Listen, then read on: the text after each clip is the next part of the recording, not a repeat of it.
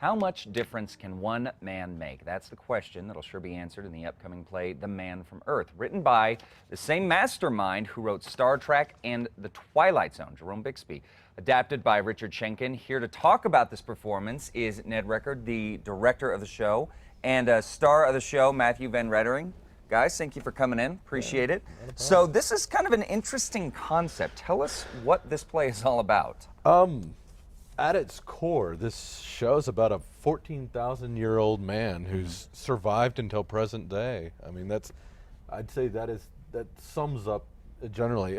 He's getting ready for a going away party. A bunch of his friends show up and start plugging him about this information. What's it about for you? Definitely, it's a man that's lived that long and the experiences he's had through that time, and how, you know, all those experiences, he's still human. Yeah. No, is it something that it's, you know, obviously from Bixby, who, of course, sci-fi pedigree, Twilight Zone. Absolutely. Is this really a sci-fi piece, or is it more of I guess, a human interest piece?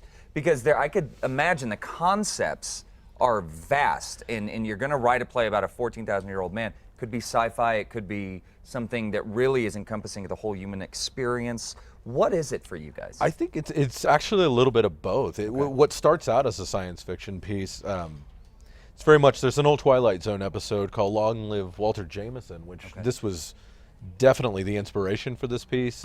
Jerome Bixby would then go on to write Requiem for Methuselah for Star Trek. And I find in this play, he's actually combined the two. Starts out, it gets into the science, it gets into the logistics. How is this possible? But as the show progresses, as we start seeing the other characters in the show react to this information he's providing, it really does become a human interest piece. I mean, how does this change your idea of mortality? All these crazy concepts that come up, and these people are having to deal with it right there on stage in front of the audience. It's very fascinating to watch. So what is it like for you playing, you know, I mean, you hear actors always talking about the fact that they pull from their own life experience to create a character. Clearly, unless you're 14,000 years old, there's a lot of imagination that you've got to bring into it. So what is it like playing this character? Well, I think you can make it more complex than it has to be, you know. Just because he's lived 14,000 years doesn't mean he knows everything. You know, he's still, you know, when you look at the way a 5-year-old views a year, the span of a year, versus a 65-year-old views the span of a year, time is relative. Yeah.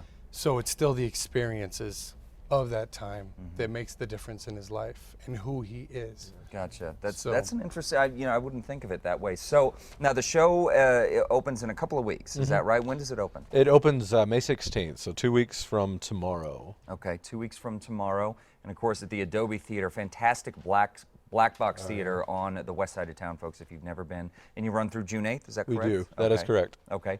So for information on tickets and how to get it, folks, head over to Casa.com, click on the Casa blog. We will have links to the Adobe Theater and more information about this. It seems like a really interesting play. It definitely is. Check It'll it be out. a lot of fun. Fantastic. Well, guys, break legs. I know you got a couple weeks of rehearsal ahead of you, so best of luck with all that. Thank you so much. All right, thank you, guys. All right.